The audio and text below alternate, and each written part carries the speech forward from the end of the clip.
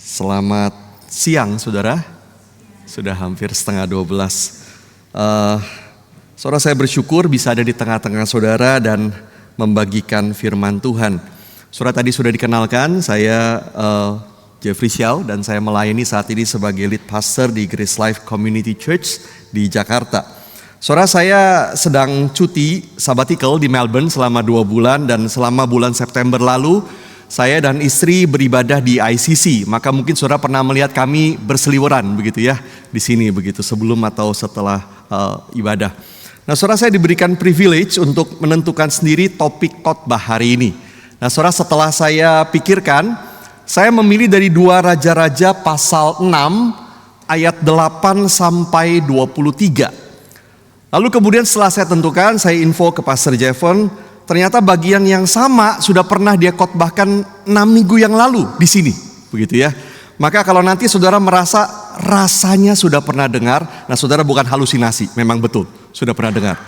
Tapi kalau saudara merasa belum pernah dengar, maka mungkin hari itu saudara nggak hadir karena ada demo atau saudara tidur waktu ibadah, begitu ya. Saudara, saya akan tetap khotbah bagian yang sama. Saudara bisa nanti mendengar lagi khotbah Pastor Jevon di YouTube supaya saudara bisa mendapatkan 2 sudut pandang dari bagian Alkitab ini. Nah, saudara, saya tidak mengajak saudara berdiri membaca bagian Alkitab ini karena nanti saya akan baca sedikit demi sedikit, saudara, jadi tidak sekaligus kita baca. Saudara, saya tidak tahu apakah ada yang pernah mencoba membayangkan kehilangan salah satu anggota tubuh. Nah, saudara, saya kadang-kadang membayangkan seperti itu. Sebagai pendeta, saudara, saya membayangkan seperti apa pelayanan saya kalau saya kehilangan kaki. Nah, saudara, saya membayangkan saya akan duduk di kursi roda, saya membutuhkan bantuan orang untuk bergerak, tapi saya pikir saya masih bisa berkhotbah sambil duduk, atau saya bisa rekaman YouTube begitu di rumah. Lalu saya membayangkan, saudara, seperti apa kalau saya kehilangan kedua tangan saya. Saudara, ini lebih susah karena saya tidak bisa mengetik naskah khotbah saya perlu bantuan orang untuk bisa membaca. Betul, sekarang ada teknologi, suara saya bisa diubah jadi teks, tapi akan banyak kesulitan, tapi at least masih bisa. Tapi saya sangat ngeri, saudara, ketika membayangkan apa yang akan terjadi kalau saya kehilangan kedua mata saya. Karena itu berarti saya tidak bisa membaca. Walaupun sekarang ada audiobook, tapi sangat berbeda. Bagaimana saya bisa persiapan khotbah? Belum lagi segala kesulitan hidup yang akan menjadi berlipat ganda ketika kehilangan penglihatan, apalagi di usia saya seperti ini. Nah, saudara, saya kira setiap kita tahu betapa pentingnya penglihatan. Betapa bedanya hidup tanpa penglihatan. Saudara, kita tidak bisa melihat warna, kita tidak bisa melihat pemandangan, kita tidak akan bisa melihat wajah orang-orang yang kita kasihi, orang tua, suami, istri, anak-anak kita. Kita tidak akan bisa melihat sebagian besar realita hidup di dalam dunia ini. Betapa mengerikannya. Tapi saudara, yang ingin saya katakan hari ini adalah kalau penglihatan fisik itu begitu penting, betapa lebih pentingnya penglihatan rohani. Saudara, tanpa penglihatan rohani, begitu mengerikannya hidup ini. Jauh lebih mengerikan daripada tanpa penglihatan fisik. Kita akan melihat hanya yang terlihat oleh mata kita, padahal ada realita yang jauh lebih besar daripada itu yang tidak terlihat oleh kita.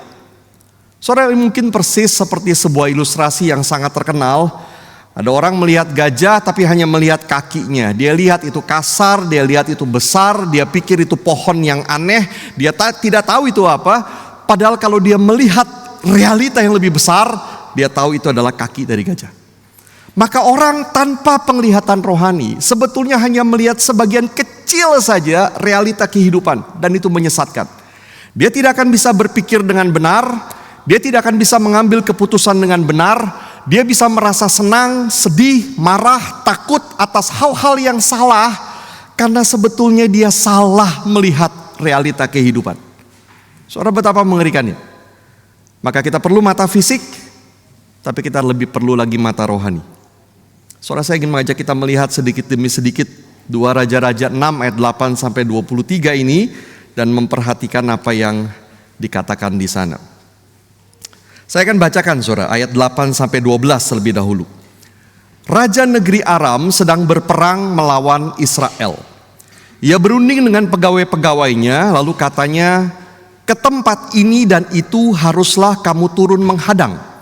Tetapi abdi Allah menyuruh orang kepada Raja Israel mengatakan, awas, jangan lewat dari tempat itu, sebab orang Aram sudah turun menghadang ke sana.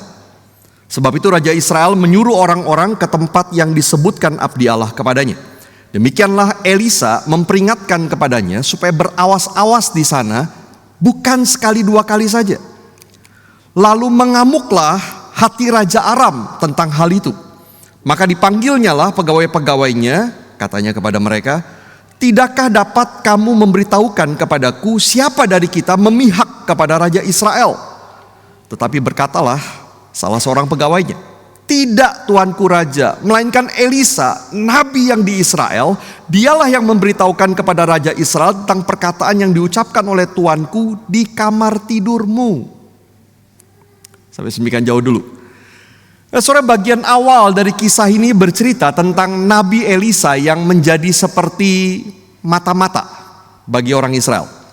Ketika Raja Aram berunding dengan pegawai-pegawainya mengatur rencana untuk menyerang Israel, Elisa tahu apa yang dibicarakan di sana dan kemudian dia memberitahu Raja Israel tentang rencana itu. Nah, saudara, maka bisa dibayangkan betapa kesalnya Raja Aram. Saudara, dia mungkin mendapat informasi besok ada pasukan Israel lewat di jalan itu. Maka dia mengatur supaya pasukan Aram ke sana bersembunyi menghadang Israel. Mereka tunggu seharian, nggak ada yang lewat. Mungkin dia dapat lagi informasi, hari itu akan ada banyak pedagang Israel lewat di jalur itu. Dia kirim pasukan untuk merampas di sana. Khusus hari itu, nggak ada yang lewat. Nah, saudara, kalau ini terjadi satu kali mungkin dia pikir kebetulan. Tapi berkali-kali terjadi hal yang sama. Waktu dihadang tidak ada yang lewat. Besoknya pas gak dihadang banyak yang lewat lagi. Saudara, ini kesel banget. Kesel banget. Maka mengamuklah Raja Aram. Dia sudzon, saudara ya, dengan pegawai-pegawainya begitu. Curiga. Siapa ini mata-mata di antara kita? Nah, saudara, tapi tidak ada mata-mata di situ. Sebaliknya justru Raja Aram yang punya mata-mata di Israel. Dari mana kita tahu? Karena pegawainya bisa memberikan informasi, Elisa yang memberitahu kepada Raja Israel berbagai perkataan Raja Aram bahkan yang diucapkan di tempat tidur. Ada mata-mata Raja Aram di Israel. Nah, saudara, bayangkan betapa mengerikannya kalau kita jadi Raja Aram. Semua perkataanmu bahkan yang kamu ucapkan di tempat tidur dilaporkan oleh Elisa kepada Raja Israel. Ngeri sekali. Dan apa yang harus dilakukan? Saudara, bagi Raja Aram, masalah dia jelas adalah Elisa, that prophet, that man of God. Bagaimana harus menghadapi masalah ini? Tangkap Elisa. Itu yang dia pikirkan. Maka ayat 13 sampai 15. Saya bacakan. Berkatalah raja, pergilah melihat di mana dia, supaya aku menyuruh orang menangkap dia. Lalu diberitahukanlah kepadanya, dia ada di Dotan. Maka dikirimnyalah ke sana kuda serta kereta dan tentara yang besar. Sampailah mereka pada waktu malam lalu mengepung kota itu. Ketika pelayan abdi Allah bangun pagi-pagi dan pergi keluar, maka tampaklah suatu tentara dengan kuda dan kereta ada di sekeliling kota itu. Lalu berkatalah bujangnya itu kepadanya, celaka tuanku, apakah yang akan kita perbuat? Saudara, dia bertanya, di mana Elisa? Dijawab, di Dotan. Maka dikirimnya ke sana kuda, kereta, tentara yang besar lalu mengepung kota itu. Saudara, ini pasukan yang besar hanya untuk menangkap satu orang. Kenapa, saudara? Mungkin karena Raja Aram khawatir ini orang yang sangat sakti sekali. Orang ini bisa tahu semua yang dia ngomong bahkan di tempat tidur, sakti sekali. Dan entah apa lagi yang bisa dilakukan orang sakti ini. Maka demi menjamin kesuksesan, dia kirim pasukan yang besar. Reaksi yang sangat wajar dari pelayan Elisa adalah ketakutan. Saudara, ketika dia bangun pagi-pagi, dia keluar, dia melihat tentara Raja Aram mengepung kota itu dengan kuda, kereta begitu banyak, dia ketakutan. Mereka datang untuk menyerang Elisa. Di tengah situasi seperti itu, sejauh matanya melihat, sorry saya mungkin kepencet, boleh tolong dibalikin. Sejauh matanya melihat, saudara, sejauh realita dan tidak ada jalan untuk lari sama sekali yang dia lihat. Maka saudara, dia tahu ini pasukan terlalu kuat, tidak ada jalan untuk lari. Maka dia berkata, celaka tuanku, apa yang harus kita perbuat? Tidak ada jalan, kita pasti celaka. Itu yang dia lihat. Tapi Elisa sama sekali tidak panik. Kenapa saudara? Saudara, bukan karena Elisa sakti. Bukan karena Elisa punya kemampuan melawan tentara itu. Tapi karena Elisa melihat realita yang jauh lebih besar yang tidak dilihat oleh pelayannya. Ayat 16-17. Saya bacakan. Jawabnya, jangan takut, sebab lebih banyak yang menyertai kita daripada yang menyertai mereka. Lalu berdoalah Elisa, ya Tuhan, bukalah kiranya matanya, supaya ia melihat. Maka Tuhan membuka mata bujang itu sehingga ia melihat. Tampaklah gunung itu penuh dengan kuda dan kereta berapi sekeliling Elisa. Elisa berkata, jangan takut, lebih banyak yang menyertai kita daripada yang menyertai mereka. Saya kira suara pelayan itu mungkin berpikir, Elisa sudah tua dan mungkin sedang berhalusinasi. Ini Elisa tidak mengerti betapa ngerinya situasi ini. Kok bisa-bisanya dia bilang jangan takut sebab lebih banyak yang menyertai kita. Tidak ada yang menyertai kita, tidak ada jalan untuk lari. Bagaimana mungkin jangan takut? Dia hanya melihat realita sebagian kecil. Dan Elisa kemudian berdoa agar Tuhan membuka mata pelayannya untuk melihat apa yang dilihat oleh Elisa. Dan tampaklah suara gunung itu penuh dengan kereta kuda berapi di sekeliling Elisa. Pasukan Aram memang sangat besar, sangat kuat mengelilingi kota itu. Tapi mereka bukan tandingan pasukan Allah dengan kuda dan kereta berapinya. What a sight it was. Betapa hebatnya penglihatan itu. Nah saudara, salah satu akibat kejatuhan manusia di dalam dosa adalah kita menjadi buta secara rohani. Saudara, lagu Amazing Grace berkata, I once was blind. Pada waktu kita tidak mengenal Yesus, sesungguhnya kita buta secara rohani. Saudara, kita tidak bisa melihat apa yang benar. Kita tidak bisa melihat bahwa kita berdosa dan binasa. Kita tidak bisa melihat ada anugerah yang diberikan di dalam Yesus Kristus. Kita menolak semua itu dan kita berpikir bahwa kita tidak butuh semuanya. Dan yang lebih buruk dari kebutaan rohani ini adalah kita bahkan tidak sadar kita buta. Seorang orang yang buta secara fisik, dia tahu dia memang buta, dia memang tidak bisa melihat, dia membutuhkan bantuan, maka dia mencari bantuan. Tapi orang yang tidak punya penglihatan rohani, dia selalu berpikir dia bisa melihat. Dia berpikir dia tahu segalanya. Dan dia tidak pernah meminta tolong karena dia pikir dia tidak buta. Saudara, itu mengerikan sekali. Cerita ini saudara mengisahkan dua macam orang yang tidak melihat tapi berpikir bisa melihat. Yang pertama adalah orang yang percaya. Yang kedua adalah orang yang tidak percaya. Saudara, mari kita lihat yang pertama dulu. Kebutaan orang yang percaya. Saudara, pelayan dari Elisa ini sangat mungkin bukanlah budak, tetapi muridnya. Orang yang juga percaya kepada Allah. Orang yang bahkan diajar, dipersiapkan oleh Elisa untuk melayani. Nah saudara, di tengah ancaman yang dia hadapi waktu itu, apa yang dia pikirkan? Dia takut. Tapi perhatikan saudara, dia bukan hanya takut waktu dia berkata begini, celaka tuanku, apa yang akan kita perbuat? Saudara, sebagai orang yang percaya, sebagai orang yang selama ini diajar oleh Elisa, satu hal yang tidak ada di dalam pikirannya adalah Tuhan. Dia ketakutan karena tidak percaya kepada dua hal. Yang pertama, dia tidak percaya pada kasih Allah kepadanya. Dia pikir tidak ada jalan, musuh begitu besar, kita akan binasa, Allah sudah mengabaikan kita. Yang kedua, dia tidak percaya pada kekuatan Allah yang berperang bagi orang yang percaya. Ancaman sebesar ini, musuh sekuat ini, tidak ada yang bisa menolong kita, termasuk Allah tidak akan bisa. Saudara, sikap pelayan Elisa ini persis, kalau saudara ingat, seperti para murid Yesus ketika berada di tengah badai di danau. Mereka berseru kepada Yesus yang sedang tidur, Guru, Engkau tidak peduli kami binasa. Saudara, mereka tidak percaya Yesus mengasihi mereka.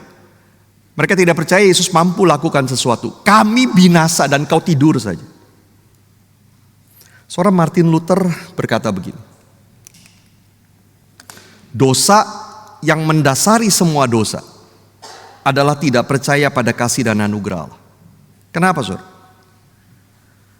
Kalau kita tidak percaya Allah mengasihi dan beranugerah bagi kita, lalu siapa Allah bagi kita? Siapa Allah menurut kita? Jawabannya adalah kita pikir dia adalah musuh kita. Saudara, setelah kita mendengar Injil, kabar baik tentang anugerah dan kasih Allah yang tanpa syarat kepada kita yang berdosa. Setelah kita menerima bahwa kita yang musuh Allah ini dikasihi oleh Dia. Ternyata bertahun-tahun setelah kita menjadi orang Kristen, seringkali kita masih sulit percaya Allah sungguh mengasihi kita.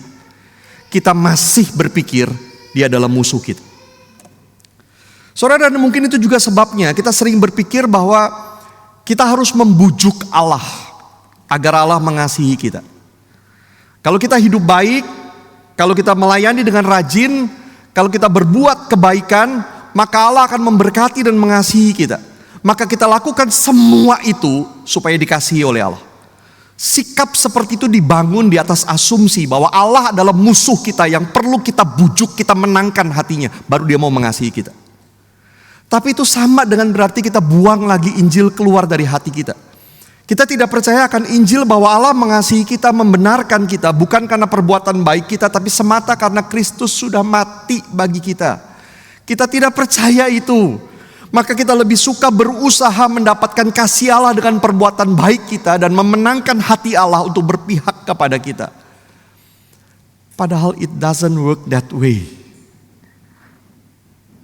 Saudara, kembali pada kisah ini. Maka Elisa berdoa untuk pelayannya itu, dan Tuhan membuka matanya, membuat dia melihat pasukan malaikat Allah dengan kuda dan kereta berapi di sekeliling mereka yang percaya. Saudara, perhatikan bahwa ini bukan peristiwa yang unik hanya terjadi di sini. Saudara, Mazmur 34 ayat 8 mengatakan yang sama. Malaikat Tuhan berkemah di sekeliling orang-orang yang takut akan Dia, lalu meluputkan mereka. Malaikat Tuhan berkemah di sekeliling orang-orang yang takut akan Dia, yang percaya kepadanya, lalu meluputkan mereka. Saudara, ini adalah realita yang sebetulnya selalu terjadi kepada orang-orang yang takut akan Tuhan. Maka pada waktu Elisa minta Tuhan buka mata pelayannya, jangan pikir Tuhan kaget. Waduh, Elisa minta supaya buka mata pelayannya. Maka cepat-cepat dia suruh malaikatnya ke sana, begitu bersiap-siap sebelum dia buka. Lalu kemudian setelah semua siap, pintu teater 1 telah dibuka, begitu ya. Pertunjukan buat pelayan Elisa. No, malaikat-malaikat itu sudah ada di sana. Berkemah di sekeliling orang-orang yang takut akan Dia. Sesuai janji Tuhan. Saudara, bukankah ini sangat mengharukan? Kita bukan meminta malaikat datang berkeliling di sekitar kita dan meluputkan kita. No, they are already there with us. Mereka sudah ada di sana. Kita hanya tidak melihatnya. Saudara, sama seperti kita bukan minta Allah mengasihi kita. Minta Allah mau berperang bagi kita dengan kuasanya. No. Allah sudah mengasihi kita dan mau berperang dengan kuasanya bagi kita di dalam kehendaknya yang mulia. Kita hanya tidak melihatnya. Saudara, mungkin kita berkata begini, tapi saya tidak melihat malaikat. Saya tidak melihat Allah. Kalau saja saya melihat Allah yang siap menolong, maka perasaan dan tindakan saya akan jauh berbeda. Atau mungkin kita berpikir kalau betul malaikat Allah mengelilingi saya, lalu mengapa saya mengalami apa yang saya alami? Kecelakaan terjadi, sakit tidak sembuh, keluarga berantakan, ekonomi kesulitan, saya difitnah, saya ditipu orang dan seterusnya. J.D. Greer, seorang pendeta di North Carolina, dia mengatakan begini, melihat dengan mata rohani adalah definisi dari dipenuhi oleh Roh Kudus. Itu sebabnya saudara, di dalam surat Efesus, Paulus mengkontraskan antara dipenuhi dengan Roh Kudus dan mabuk anggur. Karena ini adalah dua cara untuk mengatasi masalah yang sama. Saudara, waktu orang takut, apa yang dilakukan? Seringkali orang yang takut mencoba mematikan diri mereka terhadap realita. Membuat diri mereka numb, kebas, tidak sensitif lagi kepada realita. Sambil berharap semuanya bisa cepat lewat. Ini persis seperti apa yang dilakukan alkohol kepada kita. Sebaliknya, saudara, Roh Kudus tidak membuat kita kebas terhadap realita. Tapi dia membuka mata kita terhadap realita. Betul, pasukan musuh begitu besar dan kuat. Dan pasti akan dengan mudah mengalahkan kita. Tapi pasukan yang membela kita jauh lebih besar, jauh lebih kuat. Dan kasih Allah tidak pernah meninggalkan kita. Dengan iman kita melihat realita yang lebih besar. Saudara, mungkin kita masih berkata begini, iya. Tapi kalau saja saya melihat Allah, maka perasaan saya dan tindakan saya akan jauh berbeda. Jadi Greer kembali, saudara, dia mengatakan, di dalam kisah ini ada sebuah detil yang tidak akan dilewatkan oleh orang Yahudi pada waktu membacanya, yaitu tempat peristiwa ini. Ayat 13 mengatakan peristiwa ini terjadi di Dotan. Saudara, ada yang ingat Dotan itu apa? Yang jawabannya benar, habis ini ditraktir makan oleh Pastor Jevon. Ada yang tahu saudara Dotan itu apa? Saudara, Dotan selain disebut di sini, hanya disebut satu kali lagi di dalam Alkitab. Di Kejadian 37 ayat 17. Sebuah peristiwa yang sangat penting bagi orang Yahudi terjadi di sana, yaitu Yusuf dijual menjadi budak. Yusuf menemui saudara-saudaranya di Dotan. Dan di sana kemudian dia dibuang ke sumur di Dotan. Kisah Yusuf selanjutnya adalah kisah yang sangat memprihatinkan. Dia dijual oleh saudara-saudaranya untuk jadi budak. Saudara, pertanyaannya adalah apakah di dalam sumur di Dotan itu Yusuf tidak berdoa? Yusuf pasti berdoa. Apakah Allah menjawab doa Yusuf? Ya, tapi tidak dengan cara yang diharapkan oleh Yusuf. Dia dijual ke Mesir jadi budak di rumah Potifar. Di sana dia juga dituduh akan memperkosa istri Potifar, lalu kemudian dikirim ke penjara. Dan Allah kemudian mengirim seorang juru minuman yang melupakan dia untuk waktu yang lama. Doa demi doa dipanjatkan seperti tidak terjadi apa-apa. Tapi melalui semua itu, Allah sedang membawa Yusuf pada waktu yang tepat menjadi penguasa di Mesir. Dan karena itulah dia bisa menyelamatkan dirinya, keluarganya, bahkan umat Allah. Kalau Yusuf dijawab doanya sesuai dengan keinginannya, semua keluarganya akan mati. Saudara, maka jikalau di Dotan waktu itu malaikat, kuda, kereta berapi dari Allah mengelilingi Elisa. Pertanyaan saya, apakah di Dotan malaikat, kuda, kereta berapi dari Allah itu juga mengelilingi Yusuf? Ya. Tapi mereka tidak kelihatan.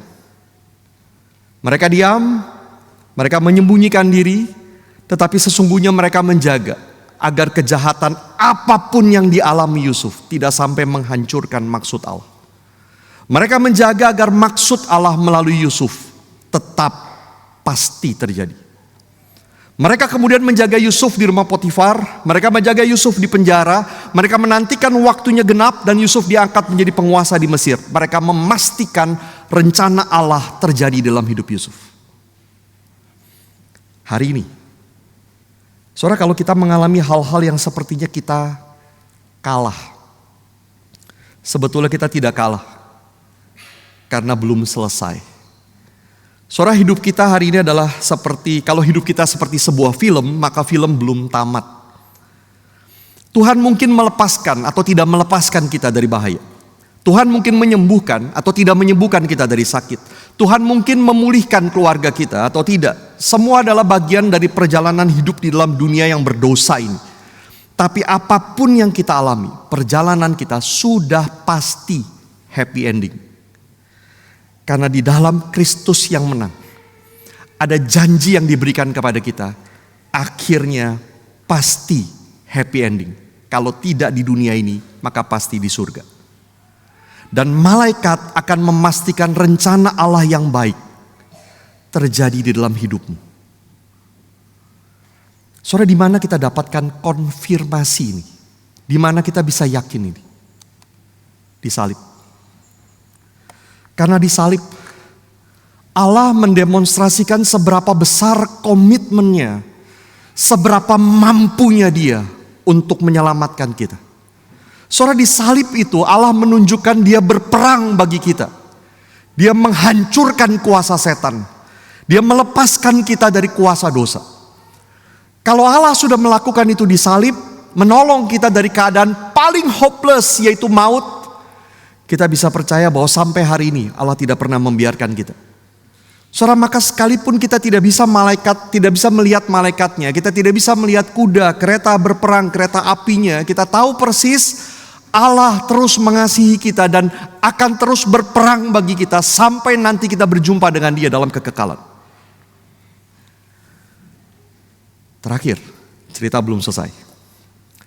Orang jenis kedua yang tidak melihat tapi berpikir bisa melihat adalah orang-orang yang tidak percaya, yaitu pasukan Aram. Ayat 18 sampai 23, saya akan bacakan. Ketika orang-orang Aram itu turun mendatangi dia, berdoalah Elisa kepada Tuhan, butakanlah kiranya mata orang-orang ini. Maka dibutakannya lah mata mereka sesuai dengan doa Elisa. Kemudian berkatalah Elisa kepada mereka, bukan ini jalannya dan bukan ini kotanya, ikutlah aku, maka aku akan mengantarkan kamu kepada orang yang kamu cari. Lalu diantarkannya mereka ke Samaria. Segera sesudah mereka sampai ke Samaria, berkatalah Elisa, ya Tuhan, bukalah mata orang-orang ini supaya mereka melihat. Lalu Tuhan membuka mata mereka sehingga mereka melihat dan heran mereka ada di tengah-tengah Samaria. Lalu bertanyalah Raja Israel kepada Elisa tatkala melihat mereka, kubunuhkah mereka Bapak? Tapi jawabnya, jangan. Biasakah kau bunuh orang yang kau tawan dengan pedangmu dan dengan panahmu? Tetapi hidangkanlah makanan dan minuman di depan mereka, supaya mereka makan dan minum lalu pulang kepada tuan mereka. Disediakan nyalah bagi mereka jamuan yang besar, maka makan dan minumlah mereka. Sesudah itu dibiarkan nyalah mereka pulang kepada tuan mereka. Sejak itu tidak ada lagi gerombolan-gerombolan Aram memasuki negeri Israel. Saudara, mereka tidak dibinasakan oleh pasukan malaikat, tapi mereka dibutakan secara fisik. Dan ini bukan buta yang betul-betul tidak bisa melihat, tetapi ada sesuatu yang membuat mereka tidak melihat hal-hal tertentu. Saudara, mereka tetap bisa melihat, maka mereka bisa dituntun berjalan dari Dotan ke Samaria sejauh beberapa kilometer. Mereka bisa melihat, tapi mereka tidak bisa melihat bahwa inilah Elisa yang mereka cari. Mereka tidak bisa melihat bahwa mereka sedang dituntun ke kota Samaria, ibu kota Israel. Setibanya di Samaria, Elisa berdoa agar Tuhan kembali membuka mata mereka. Dan kagetlah mereka, karena mereka berada di pusat kerajaan Israel. Tetapi saudara, ketika Raja Israel bertanya begini, apakah mereka harus dibunuh? Elisa melakukan sesuatu yang sangat mengejutkan. Karena pasukan Aram ini tidak dibunuh dan dibinasakan, tapi diberikan pesta jamuan yang besar, penuh anugerah. Saudara, perhatikan ironinya. Mereka berpikir masalah mereka adalah that prophet, that man of God. Mereka berpikir masalah mereka bisa selesai kalau mereka menangkap Elisa. Tapi mereka tidak menangkap Elisa. Mereka yang ditangkap oleh Elisa. Dan hasilnya adalah mereka justru menemukan berkat. Mereka tidak dibinasakan, tapi diberikan pesta penuh anugerah bagi mereka. Saudara, bukankah ini gambaran anugerah dari Yesus bagi orang yang tidak percaya? Orang yang tidak percaya selalu berpikir Yesus adalah musuh mereka. Jauhkan Yesus, jangan dengar tentang Yesus. Sampai mereka ditangkap oleh Yesus. Dan Yesus membuat mereka menyadari dosa mereka. Yesus membuat mereka mengaku ketidakberdayaan mereka. Yesus membuat mereka melihat keadaan mereka yang buta dan hancur. Nah, Roh Kudus membuka mata mereka melihat Yesus yang tersalib. Di sana bukti Allah mengasihi dan berperang bagi mereka yang mau percaya. Dan saat itulah mereka bukan dihukum, dibinasakan, tapi diberikan anugerah. Kalau saudara percaya kepada Yesus, saudara, kita pernah mengalami itu. kita diberikan anugerah yang besar. Pada waktu kita melihat Yesus yang mati di salib bagi kita. Bagi dunia ini kebodohan. Bagaimana mungkin Yesus lakukan itu? Tapi orang yang percaya akan berlihat dan berkata, that's his amazing love. Kasih Allah yang besar. Bagi saudara yang belum percaya, maukah dibuka matanya untuk melihat anugerah Tuhan di dalam Yesus Kristus? Saudara mungkin berpikir masalahmu adalah pekerjaan, keluarga, masa depan, relasi. Sementara iman Kristen itu tidak relevan, tidak bisa dipercaya, hanya diterima oleh orang-orang yang bodoh. Sampai engkau menyadari betapa hopeless dan helplessnya engkau di dalam dunia ini. Engkau perlu Tuhan. Dan Tuhan ingin memberimu anugerah keselamatan. Dia mengasihimu. Seumur hidup saudara mungkin menolak Tuhan. Tapi Tuhan mengasihimu dan ingin memberimu anugerah. Bagi saudara dan yang sudah percaya kepada Yesus, saudara betapa bodohnya sebetulnya kalau kita kembali hidup seperti orang buta. Saudara kita pernah ditangkap oleh Yesus, diberikan anugerah, dibuka matanya. Mengapa kadang-kadang kita hidup lagi seperti orang buta? Mengapa kadang-kadang kita anggap Allah kembali menjadi musuh yang perlu kita bujuk, kita menangkan hatinya untuk mau mengasihi kita? Dia sudah mengasihi kita. Malaikatnya mengelilingi kita. Dia berperang bagi kita. Saudara, tidak berarti Allah akan melakukan apapun yang kita inginkan, tidak. Tetapi Allah akan menjaga hidup kita orang percaya. Sehingga apapun yang terjadi tidak akan pernah memisahkan kita dari kasih Yesus. Dan tidak akan pernah menggagalkan rencana Allah yang baik di dalam hidup kita. Saudara, maka maukah kita hanya belajar berseru begini? Tuhan, aku tahu Engkau mengasihiku. Fight for me, Lord. Waktu aku bergumul dengan pencobaan dan dosa, fight for me, Lord. Jangan biarkan aku jatuh dan hidupku berantakan. Waktu aku tinggal di dalam dosa, aku merasa tidak ada yang salah. Fight for me, Lord, agar aku kembali sadar, aku bertobat lagi. Waktu aku bergumul dengan relasi yang rusak, waktu aku mengalami semua kegagalan, waktu aku sakit, waktu aku kesepian, fight for me, Lord, agar aku tidak jatuh ke dalam dosa, aku tetap percaya kepadamu, aku tidak mengasihani diriku. Waktu aku hidup dengan sangat nyaman, aku mulai melupakan Engkau, aku memikirkan diriku sendiri. Fight for me, Lord, kembalikan aku kepadamu agar hidupku bisa jadi berkat bagi orang lain. Saudara, waktu orang-orang merancangkan jahat kepada kita, maukah kita berseru, Tuhan, apapun yang dirancangkan orang, waktu bencana demi bencana menimpaku, fight for me, Lord, agar apapun yang terjadi, maksud-Mu di dalam hidupku tetap tergenapi. Tuhan yang mengasihimu mendengar doamu, mendengar seruanmu, dan Dia akan menjawab. Saudara, kita tidak pernah sendiri. Tuhan tidak pernah membiarkan kita. Dia akan terus memegang kita sampai kekekalan nanti. 2 reflection question saudara buat kita. Yang pertama, saudara, apakah saudara percaya pada kasih dan anugerah Allah yang tak pernah berubah? Apakah saudara melihat realita yang tidak bisa dilihat dengan mata fisik? Saudara melihat sekitar mungkin kacau semua, berantakan semua. Hidup saya pun saya tidak bisa atur. Tapi maukah kau melihat dan percaya ada kasih dan anugerah Allah yang tersedia bagimu terus menerus? Itu realita yang pasti, yang sesungguhnya ada. Dan yang kedua, adakah situasi di dalam hidupmu di mana engkau ingin berseru, fight for me, Lord. Tolong aku. Berserulah sekarang. Mari ambil waktu sejenak, saudara masing-masing tundukkan kepala, ambil waktu berdoa, berespon kepada firman Tuhan.